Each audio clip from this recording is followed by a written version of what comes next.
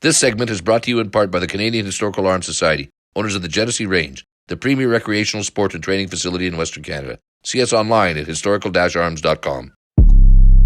The Quiet Professional, a podcast about law enforcement, security, justice, and politics. We are digging deeper on the issues and going where the information takes us with access to experts and authorities. Welcome to The Quiet Professional. Hey everybody, welcome back. Nathan Romas with you. Today we are going to be talking about use of force and officer training standards. For that, I've got two people here from the California Force Instructors Association, or CALFIA for short. This is a nonprofit organization that develops and provides continued education and resources to use of force instructors from partner agencies. From the organization, first up, I've got President Brandon Sontag here. He is a founding member of CALFIA, a 19-year veteran of the Santa Ana Police Department, where he worked several units from SWAT to defensive tactics instructor. He teaches part-time at the Orange County Sheriff's Regional Training Academy and has over 18 years in various martial arts and contact sports. And then second up, I've got Treasurer Kenny Van Dyke here. Kenny has been with CALFIA since 2019. He has 14 years of service with the Napa County Sheriff's Office, and currently he's a sergeant and assistant team leader for their SWAT unit, as well as an instructor on their use of force team. And he's got 20 years martial arts and is a brown belt in both judo and jiu-jitsu. So welcome to you guys. Thank you. Brandon still beats me up though. I wouldn't go that far. That was going to be my first question. Have you guys fought to determine who's better? We rolled, and Brandon beats me, so that's why he's the president. I just get lucky every now and again. And I'm excited to get you guys on here. And yeah, we were put in touch through mutual connections. And you know what? I think half my guests from the US are kind of in the California circuit. So I've been making my way through the state. It's been great.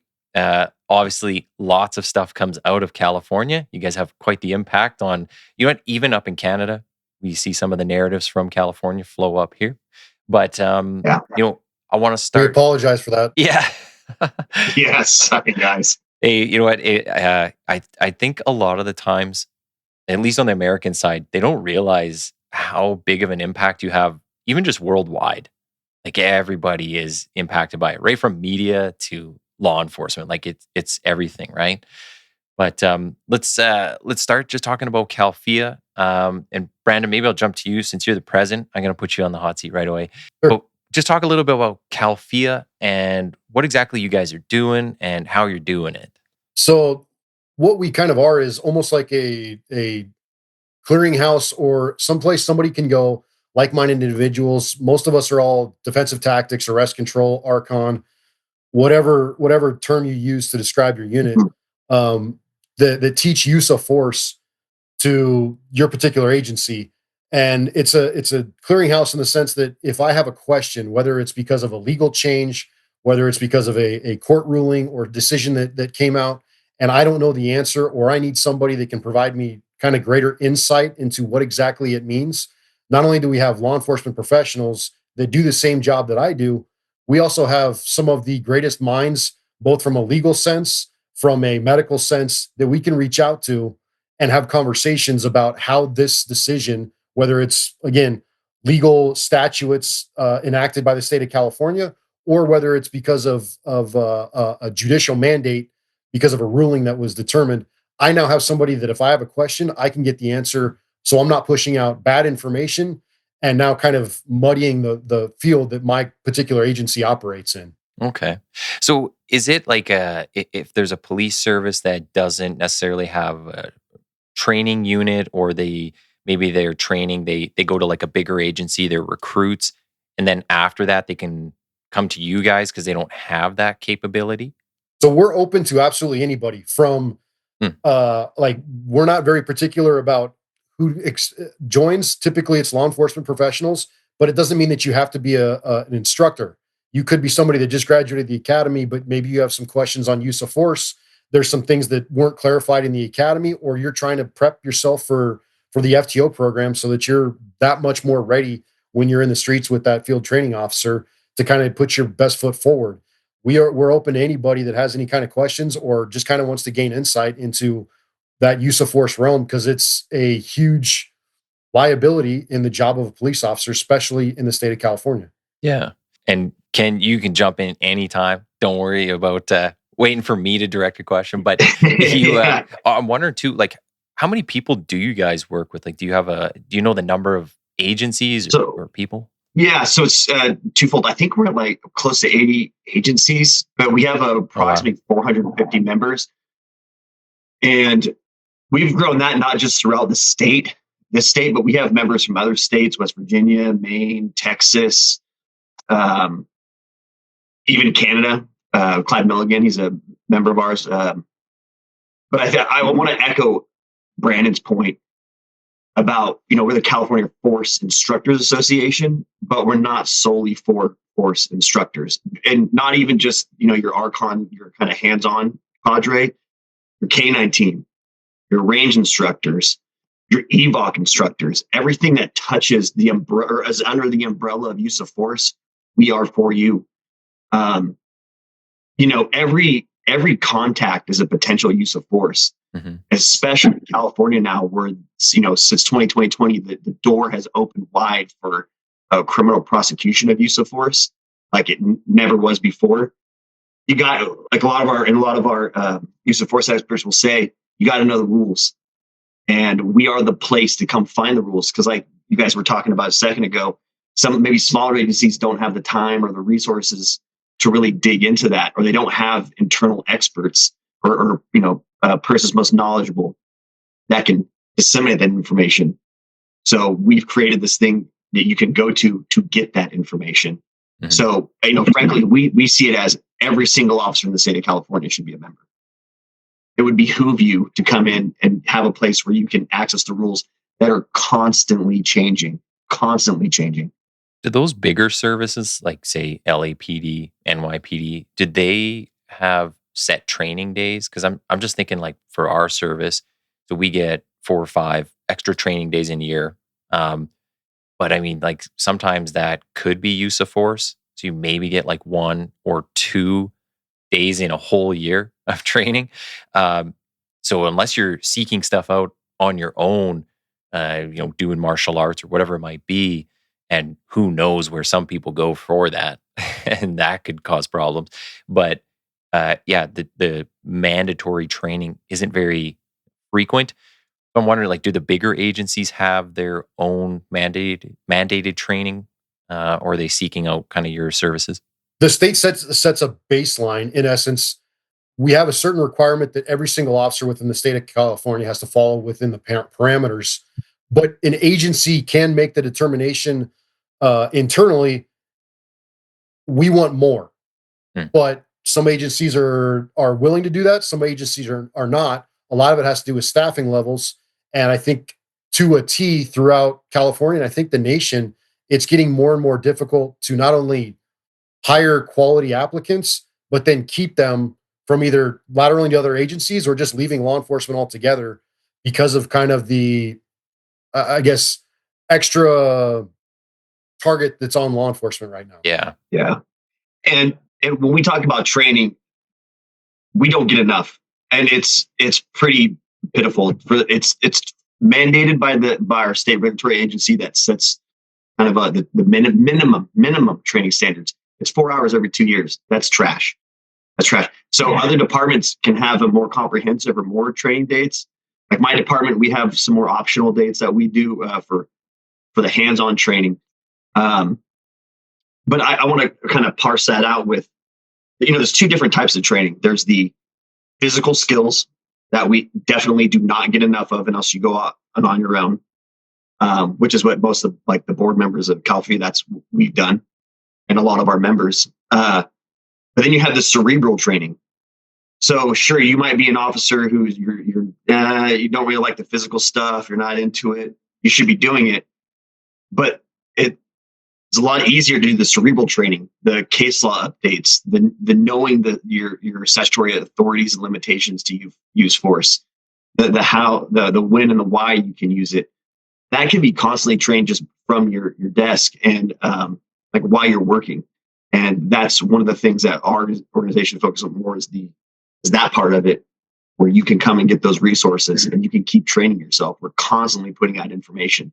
I want to say, like, so this is one of the issues I think there is with law enforcement is that we have so many members. And like you said, sometimes it's hard to find good applicants.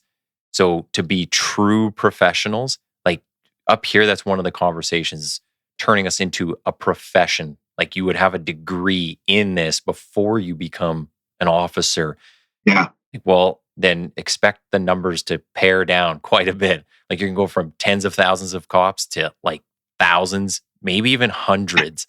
Because if you want people to know this with depth in and out and like do it day in, day out, I mean, you're gonna really cut out a lot of people that are here either just to collect a paycheck, because it's like, well, at least up here, I don't know about in the US, but up here, like pretty much across the board, you're getting paid six figures, and you got your benefits, you got your pension. So it's a pretty good job. And sometimes you see people getting in for the wrong reasons and combined with the wrong expectations. So that could be something that cause a little bit of an issue. Yeah, it's big continuing education. I mean, like you said, the professional. What other professions? Like if you're a doctor or an attorney, you just do your initial training and then you stop learning? No, they're continuously learning their entire career. Mm-hmm. And especially in force land for officers, to be a professional, you should be constantly learning, constantly seeking out that information to make yourself a better professional, especially since you're dealing with the public constantly. Yeah. One of the things I wanted to ask, so when you're talking about the physical side of it and the uses of force, do you have a consistent use of force continuum or whatever you might call it? Is it like statewide or is it service to service? Like, is it pretty much standardized in the state? I think it differs by policy. And even when we talk about continuums and like force options, you do different things. Your people, like, I don't know if any more of how many agencies have like a ladder where you have to start from a certain, like a low level force and build up. Although, there's some arguments for our new statutory authority to use force, California 835A, that you kind of sometimes might have to do that, especially if you're dealing with mentally ill people. Where there's a continuum with force options, or is it a matrix? But really, it's a very complicated formula that we're constantly have to use this balancing test that, federal law, the Graham v. Connor analytical framework, and then the 835A analytical framework if we start going into the deadly force realm.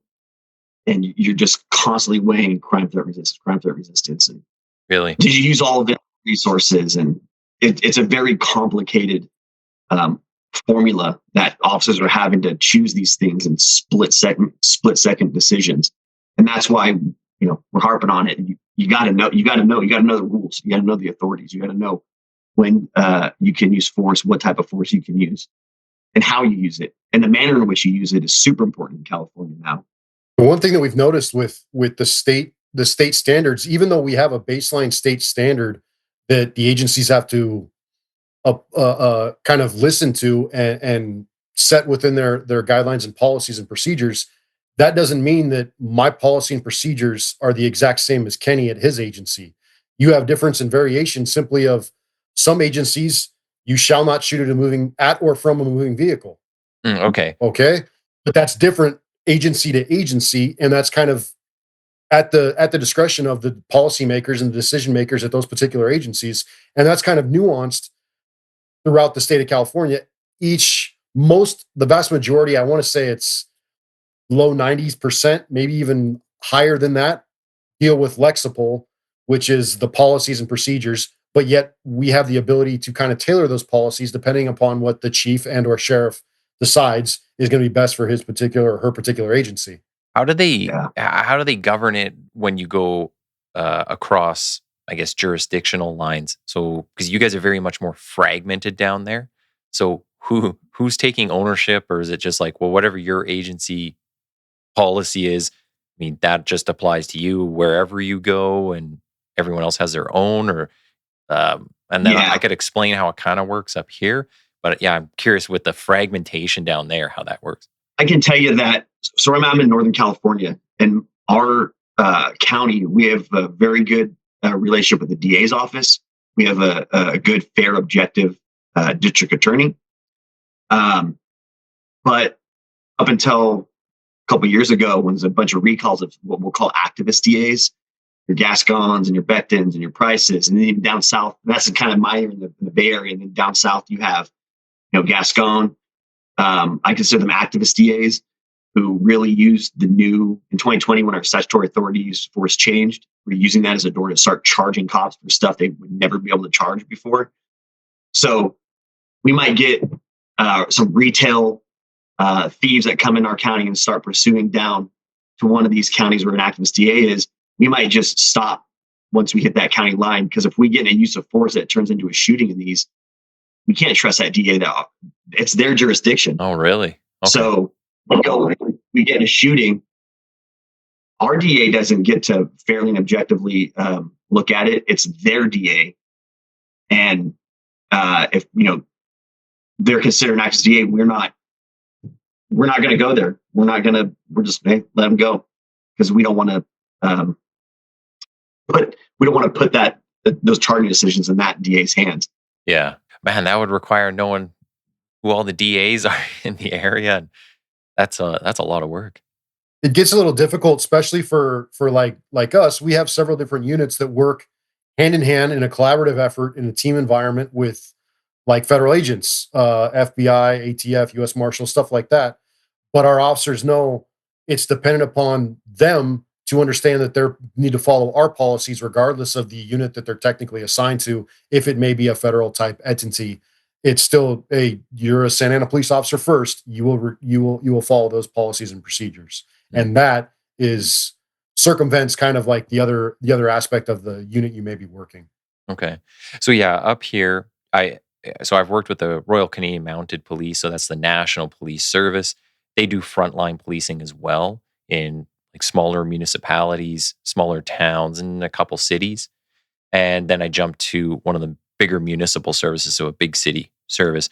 And their use of force continuum it's like one organization does it in a circle, the other one does it in a bar graph, but it literally says the same thing. So, and they kind of go on the concept of a +1. So if someone, puts their fists up to fight you, you can use a baton or OC spray or something. Like you can do a +1 to defend yourself. Now, obviously, there is, all we call them the ESO factors, the environment, subject, and officer stuff. So it's, my size versus the person that's in front of me. How many of us versus how many of them? What do I have available to me? Am I tired? Like just all this stuff going on. All things you have to put in your reports, you have to articulate after the fact. But across the board, it's pretty standard from all the police services I've seen or talked to right across Canada. And they do have that variation though, like you're saying, like, can you shoot at a moving vehicle? When will we use certain tactics on people or places or things? There is that variability, like even throwing a stop stick or a spike belt on a car. Some services have like a absolutely no chase policy. And then others have, hey, go to town, right? So yeah, we see that kind of the differences.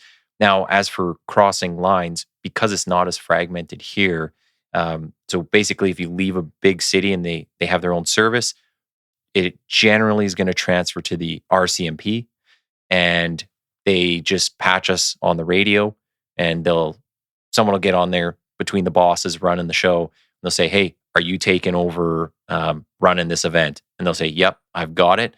So now they get to call like, hey, we will not throw stop sticks, or we will do pit maneuver on the vehicles, or whatever it might be. But if you get into like a person-on-person interaction, you're still going by your agency's use of force policy. So, protecting yourself, protecting life. But yeah, some of the bigger stuff, it'll transfer command. But for the most part, I mean, you still go back to your agency, write your report. Your boss is going to do the use of force review. So you still kind of fall under your thing. But yeah, I just think it's kind of interesting seeing what the differences are among the groups. So you're saying a lot of stuff that's very similar to us. Like the things you mentioned, those factors, we would consider those like we call Graham factors based on the 89, kind of landmark use of federal for us use of force standard that created the objective reasonable standard. Those are the kind of Graham factors, and then you parse that down to the what's your state authorities, which can be more restrictive, which it is in California, and then again policy, which can be even more restrictive, like we've kind of talked about. So I do want to kind of ask too about your professional standards or internal affairs or whatever they're called, depending where you are. So do you guys coach people on that side of things? Like, I know you have the in-house lawyer, but is there an aspect of that you even take part in? And so there's different agencies have different kind of forms of that. Bigger agencies will have a dedicated like internal affairs division that just go over all types of IAs. Or they'll even have the agencies that will have like a separate use of force review board. So if an officer gets in a use of force, it goes to this review board to determine, like if they were in policy.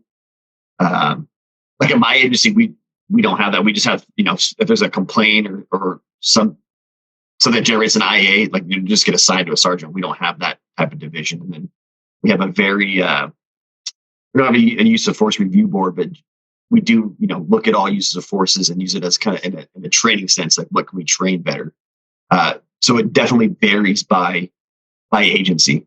Yeah, I was thinking more like, so for us, if you get a complaint, you have a lawyer from your association in the room with you, and you kind of review, what your response is going to be. But you also have a member from the police service that's in the association there to kind of coach you on like, hey, this is how you might have to look at articulating something, more from the police side of things, right? So you kind of got the two angles to speak to the legal jargon and then the one to speak to more the articulation, use of force type stuff.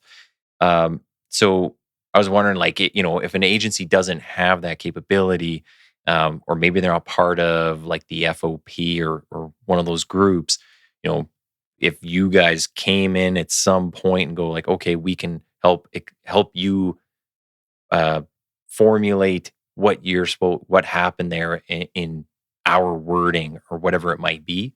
So I was just curious about that. So, so one of the things I was going to ask too about was some of this new legislation. I saw some people talking about this north of the border too, and I don't know if it'll come in up here or maybe in a different version, but this Barnes versus Felix. So this is a case where they're talking about moment of decision versus totality of the circumstances. Is this something that you guys have jumped on already and are kind of talking about? And how are you dealing with that? And what exactly are they explaining here or getting into, I guess?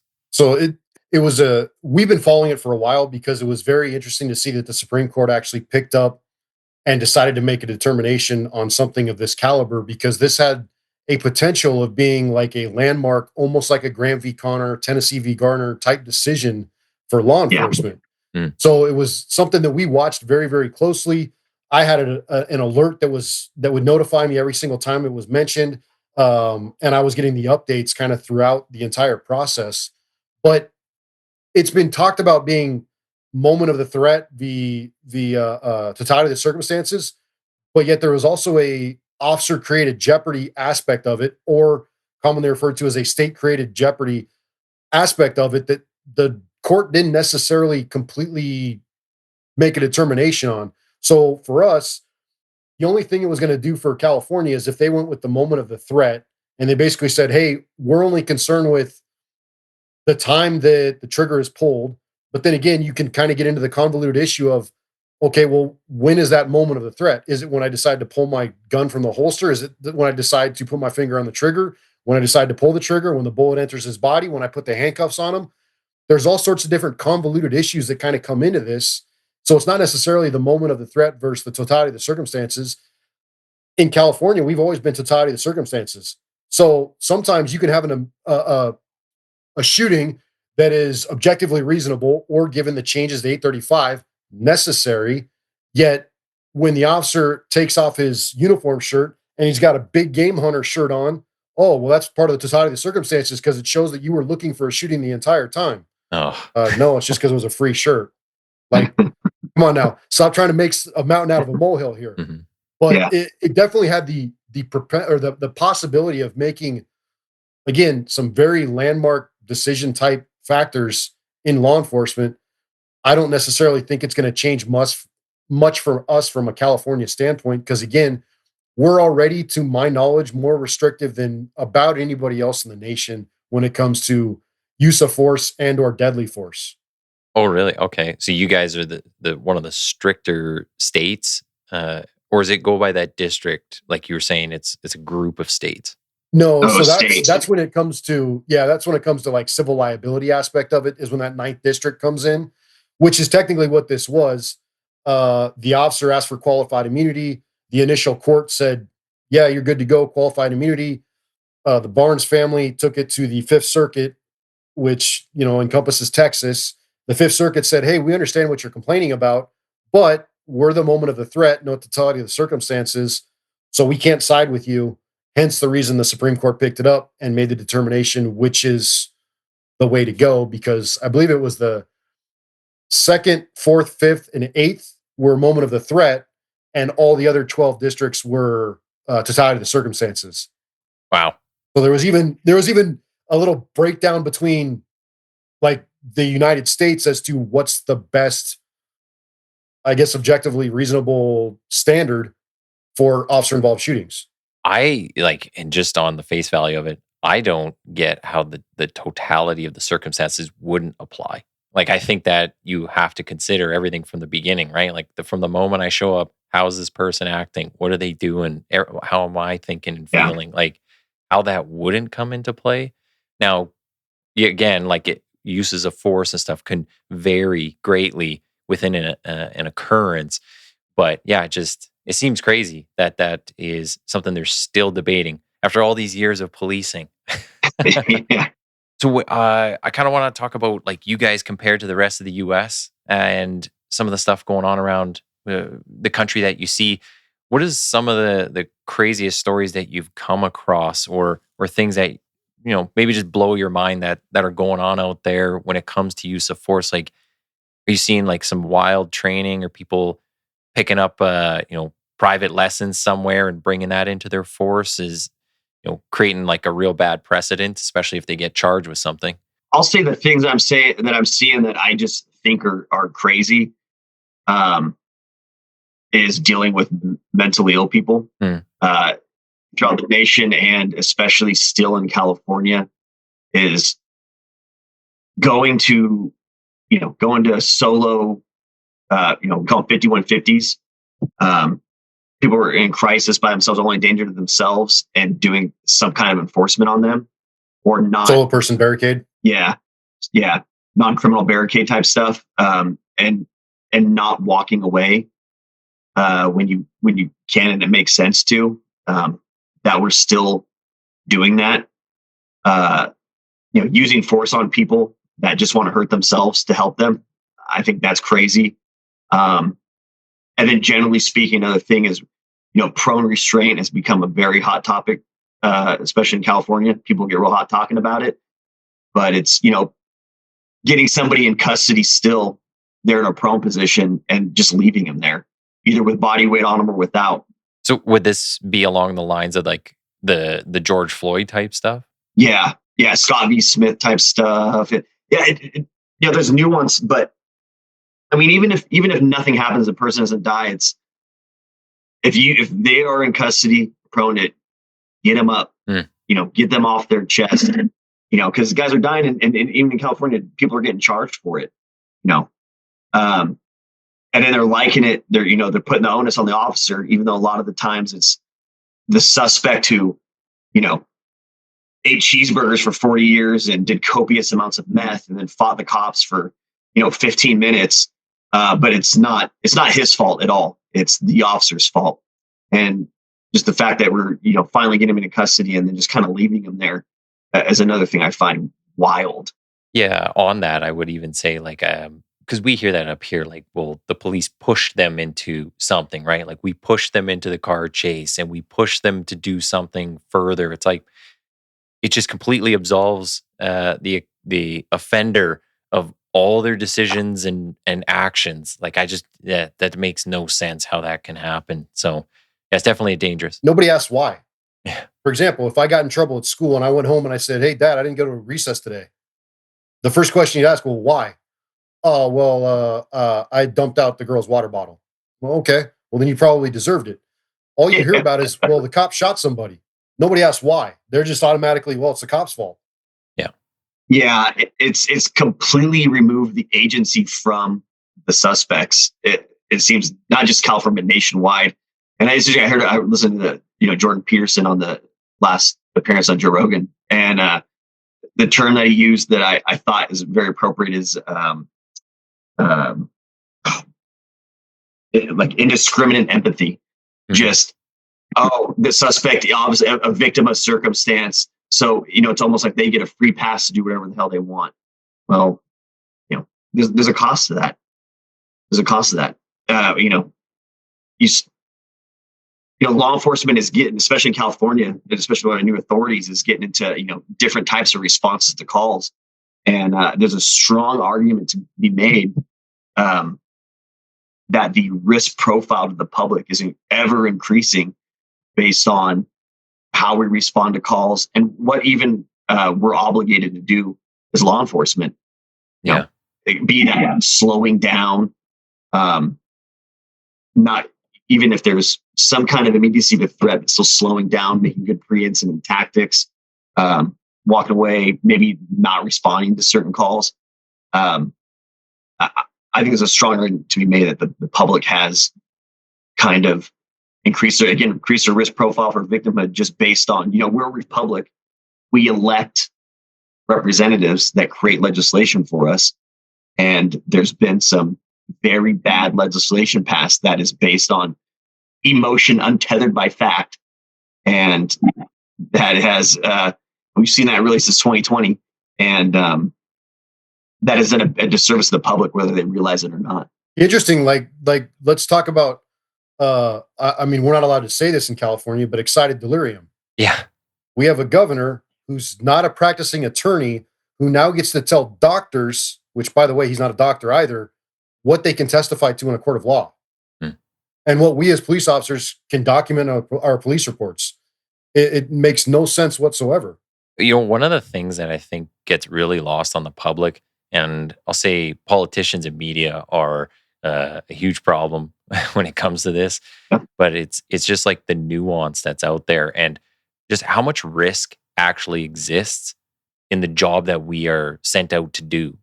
And they can put all the policies and all the laws in place that they want, but if you don't allow some variability, some of that gray space to exist, like then either you're gonna get police killed because you're not allowed to make any decisions, or you're going to get the public hurt or killed because law enforcement members are just going to de-police. They're going to go hands off and they're going to stand by while certain things happen because they're not allowed to do something. And by doing it, well, then I'm putting myself, at risk of the lawsuits and losing my job and, being in the media for 5 years if it goes to a shooting or something happens. So I don't, it's again, and we were saying this earlier, but just talking about the politics coming into law enforcement and how I'll say I think it's super dangerous. Like law enforcement really needs to be in its own bubble when it comes to that type of stuff. Now, that's not saying that you're not supposed to have oversight and we shouldn't have, professional standards or internal affairs, but it's the politics of it and just catering to, the the loudest person out there. Like, okay, we need to 100%. We need to go on facts. We need to look at statistics and data and put it all together and trust the science, right? But people are going on emotion, and they're just that's it. It's super dangerous. So, and I think you hit on two things. One is we go back to training, and it's the public doesn't really take into account the human performance factor of what's possible versus what's plausible. And the cops just don't get enough training at all, again, unless you seek it out yourself. And, T-ball teams get more training than we do. A lot of times the public expects a superhuman performance when we're getting less training than little league teams. Yeah. The expectation from certain individuals is perfection. Mm-hmm. And that's just not realistic. Like, you're expected to be a professional MMA fighter, make that fight look amazing and technical, like the sweet science that boxing is, but yet we don't have the capability to do so. And then if you happen to, God forbid, you drop the word fuck during a use of force, well, now you escalated that force. You didn't de-escalate. So it's like an expectation to be a prize fighter and at the same time a choir boy or girl. And it's like, that's just not realistic. We're dealing with humans. We make mistakes. Everybody make mistakes. But now we're held to a perfection standard that's unattainable. Yeah. And, well, actually, before I go to my other point, the caveat I forgot to give at the beginning of this is my words are my own. They're not representative of my department. Just, we'll put that out there in the middle of this thing. But you also touched on another thing about, we talk about danger to the public and response from cops and or non-response.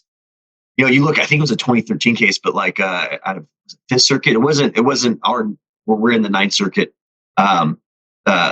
Pinehurst versus Armstrong, and it was a mental health case. And one of the holdings in it was from the judge was, something to the effect of officers will learn that acts of omission are largely inactionable, and their natural response is going to be to desist, and the people who need help aren't going to get it, and we're going to be worse off for it. Maybe that's what this court wants, but basically, we need to be careful what we're ruling on these cops. And that was a mental health case. That was a case where guy left like a crisis center, and then they, it was just a civil commitment, and an officer showed up, tried to get him to go in, and it tased him a bunch of times, and then going hands-on, went down and died. But that is true. And the public doesn't really understand that. But this whole, and this could be a long conversation, but the duty to act doctrine, and it's that law enforcement officers in the United States, and even there's a statutory authority in our government code in California that we have an obligation to general policing to the public, but not to any one person. So, I mean, this is wild. I didn't know this for years of being a cop. They don't really teach us in academies, but this duty to act doctrine. I mean, you could essentially be in full uniform. You could watch a dude across the street with a gun walk up to another guy, and you say, "Hey, I'm going to shoot this dude." You could shoot him, run off. You do nothing, and nothing can happen to you. Really? You're not. And he says, "Oh yeah, because you don't owe a duty to that one person. You're not there to protect that person or their property. You're really there. You're protecting their rights. Outside the general police services, and some of that, and it's to protect the government. I mean, it's for all government officials, right? Because if people could sue, if an individual could sue for every slight they felt where the government didn't protect them or didn't do it properly, we wouldn't have government. We'd be destitute. Yeah. But that kind of informs, when we get some of these legislations, like especially like going back to like mental health and like these case rulings where law enforcement has this objectively reasonable standard when it comes to crime, to criminal actions when we use force, and then the courts start doing these rulings where they're using terms like specifically for mental health cases where they use force, where it's like least restrictive and minimal. Well, that's not objectively reasonable. And even though the courts will say they haven't explicitly created two different tracks for use of force for crime and mental health, they haven't explicitly, but I think it's a strong argument they have created 2 tracks. They have. So then it's like, family members in the house and they're they're breaking stuff, but the family doesn't want anything done. They just want a 5150 and you're going to have to use force. And now law enforcement is going, no, I'm not doing that. Yeah. I'm not doing that. We're not going to put hands on them.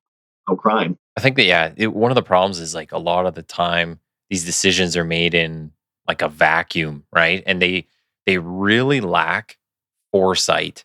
They can't see, if I do this, here's the second and third order effects from that.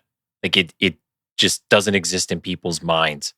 And it's like when you make a decision that is going to have a ripple effect. So it's not even just a linear line all the time. You make a decision, you got to think of all these things around you, and any number of those could come true.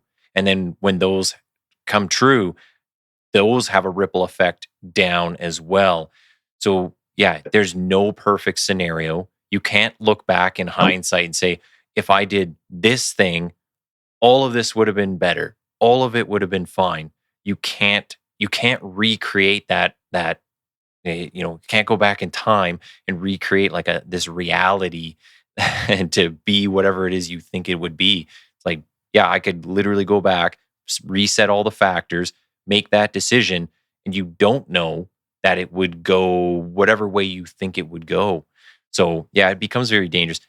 We even see that in like policy making within the organizations too. Yeah. Within management, they make a decision and you go, all these other things are going to happen, but that's the policymakers versus the people on the street. So it comes up in a lot of different ways. Scary thing is, you mentioned like, well, if they don't necessarily understand. Scary thing is, what if they do understand exactly what they're doing and it's all manipulative and by design? Yeah. That's the scary thing to think about. I was just going to echo that. I actually, I might be cynical, but I think some of it is, or they don't care. Yeah. We're the government. We're easy to vilify as law enforcement officers. Law enforcement definitely ends up in the middle of like all of those narratives. We're always the punching bag from the public and then from the policymakers or the court side. So, and that's why it's important to stay ahead of it. Like, we talk about training and continuing education, be professionals. Yeah. Legislation is constantly changing. So you have to stay with it. You have to stay with it to see, did my authority change? Should it change the way that I do business as a professional? One of the things, since we're talking about a lot of the use of force and some of the training aspects, if you guys could, maybe you've never thought of this, so take your time if you got to come up with an answer, but if you could kind of create a perfect or maybe a better than what you have now training standard for new people, so someone who first gets into this job, do you think is there like a set amount of time? Is there certain things you would spend more time on and less on? Like, would you spend more time on those hard skills? We're talking about the mental side of it. And I ask that because up here, there is a debate around nationalizing some aspects of our training. So you would have like one central college, you would send all your officers there. They go and train in whatever they want to train them in. But you would have like a real central repository for, here's the legal framework, or here's the use of force we're going to use. So maybe I'll start with you, Brandon, and we'll just see, what do you think, like, what are we not spending enough time on? What are we spending too much on? Is there, I don't know, is there like, should we have a 3-year degree to be a police officer? Any thoughts around that? So it's a difficult question to answer. I don't think you're ever going to get anybody to say, man, I had way too much training. Like that just does not exist in law enforcement, because the onus is always when I started, it was get out there, handle the next, clear the board, go on, as quick as you possibly can. And what we've seen through the court system is speed is not recommended unless it's an active shooter. Outside of active shooter, slow things down, age it like a fine wine. When it comes to the academy setting, I will promote the one thing that California does with the academies. The state they do have extremely high standards, which is why, like, if I, if now I'm retired, but if I was still working and I wanted to lateral to another state, chances are, outside of having to go to a brief little portion of that particular state's laws, I'm going to get to go walk right into a police job and not have an issue.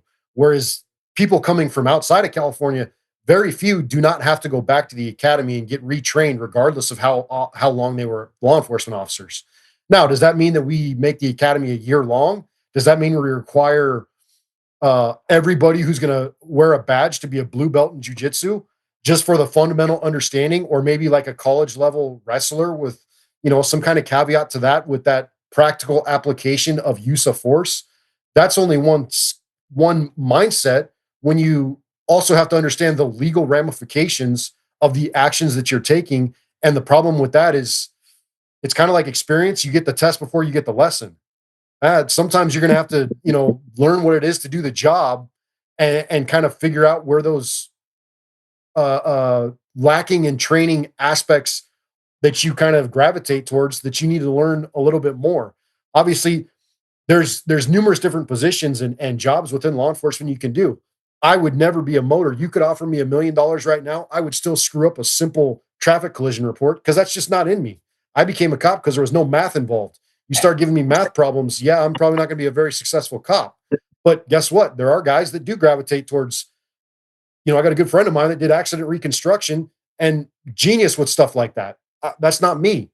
But it's almost, I don't know. It's a long-winded, not real answer, but no, I don't think you're ever going to get to the point where you have too much training. Does that mean that we extend all those requirements? Maybe. No, but I think that is a good answer, for the simple fact that it's things that we got to consider. Whereas some of the debate we see up here is it's as dumbed down, simple as, well, they just need a degree. And it's like, what is that going to do? And I can have a degree in the most useless crap. Like, what? And it has nothing to do with that. And actually, so where we are here in Edmonton, we have one of the biggest Canadian Forces bases just on the north side of the city. So we get a ton of guys and girls jumping from the military into policing. And some of them have the best life experience.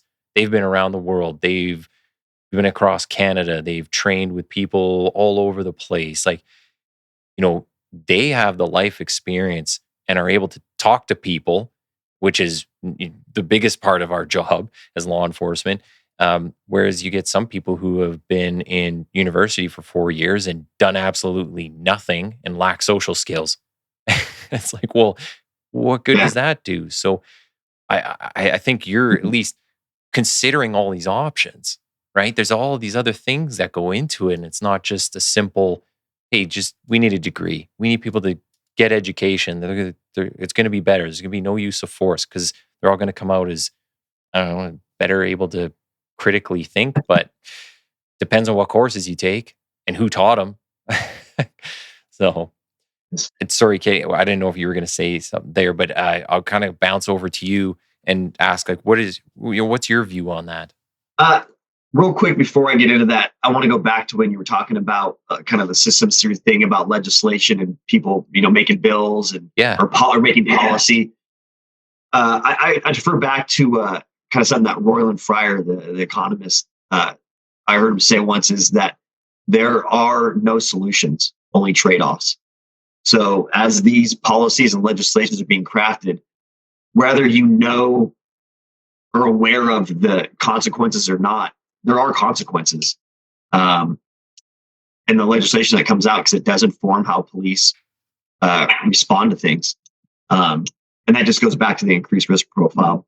That is a good point. And it's just, how much are you willing to stomach? Like, what is our, this comes to your morals and your values. If I do this, I'm going to allow these things to happen over here. Am I good with that? Like, are we okay as a society, as a city or whatever community? So, and just speak on that real quick. Like, you look at, like, in California, I think was it Brandon 2013 Prop 36 passed, when they Prop 47, the drug one. Prop 47 passed, and kind of decriminalized drug possession and thefts. Brought it from felonies a lot to misdemeanors, just a ticket, and then you see increase in crime. increase in mental health, people just using and going to meth psychosis. And then shockingly, California voters tired of it. And then that was the Prop 36 I just passed to kind of bring that back a little bit, right? No solutions, only trade-offs. But going to the training and the professionalism from that we can get out of academies, Brandon's right. Most California officers can pop over to another state and they're going to be ahead of the curve because we are probably arguably some of the best state, generally speaking, the best trained officers in the nation. That is a sad statement because our training sucks. The minimum standards are not adequate. Largely, the Department of Justice are a huge department with these extra trainings. It's not adequate. I think that we can start in some places, like we go to academies, with 6 months long and some of that day, every day is going to be running and doing push-ups and pull-ups and bodyweight exercises. Get rid of that. Who gives a shit if you're going to run 1.5 miles in 12 minutes? That doesn't really translate very much to law enforcement. How about you grapple every day for an hour for 6 months? So you get a baseline on controlling. Even if you didn't, and even before that, if you're going to get into law enforcement, I highly suggest you start training before that. It's crazy. It's crazy to me that people don't train. If you're going to put hands on people, and not know how to control a person, you're crazy to get into this. Because there's going to be a day, and you definitely want to be prepared for that day. So why don't we institute that in academies? And even still with academies and outside, another push is get rid of silo training. You got your range and your Archon separate. No. Put all of that together. And you touched on the critical thinking that maybe you can get from getting a 4-year degree, but officers need to have better critical thinking, decision-making skills under stress. Mm-hmm. And that's going to help a lot of the use of force issues. And we're not seeing a whole lot of that. There's some places that are doing it, some departments that are doing it. But I think that we can do some things in the immediate like that to better train officers, especially as they're coming out of academy. Like for example, when I went to my academy, like we spent a day or two, however long, we went down south to the Museum of Tolerance. It's like, that's cool. That was a cool trip, but what did that really have to do with law enforcement?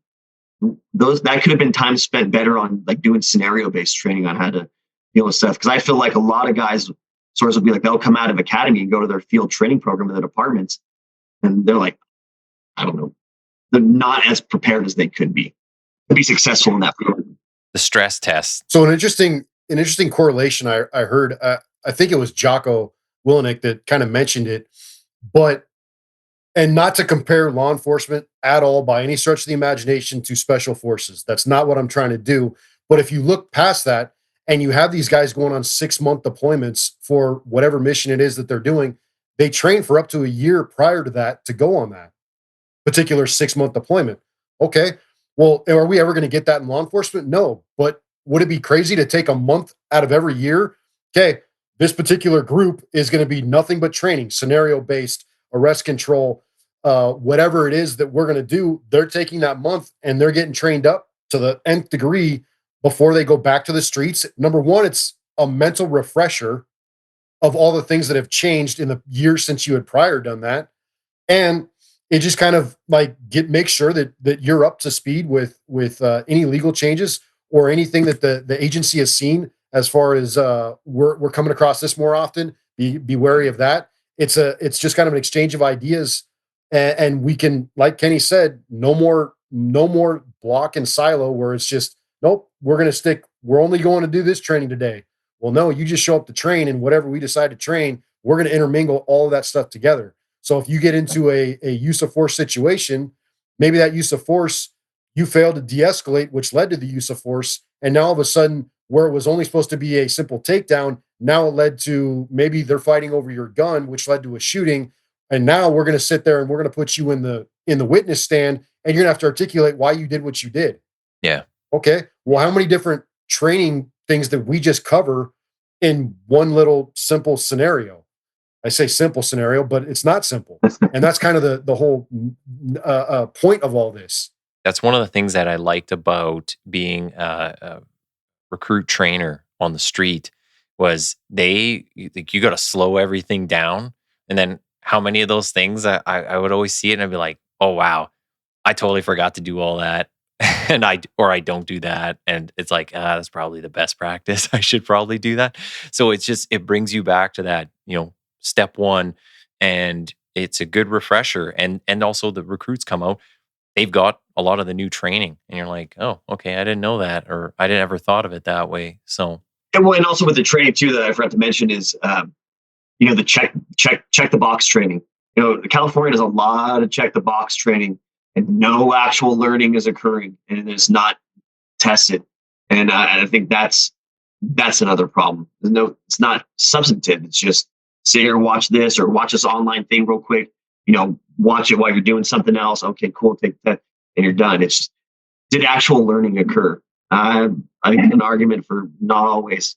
And how much they pay. So every service, I don't know a single police service anywhere in the whole world that I've talked to that doesn't say budgets are a problem and they don't have enough money, but then they go and pay third-party companies, and some even build systems in their own service, like their own computer systems and different programs. But they do that training just for checking the box, and there's no follow-up. It's like, you spent so much money and so much time on this, and we're not using it, or we're getting nothing out of it. It's mind-blowing. Yeah. So, we have the answers under our own roof.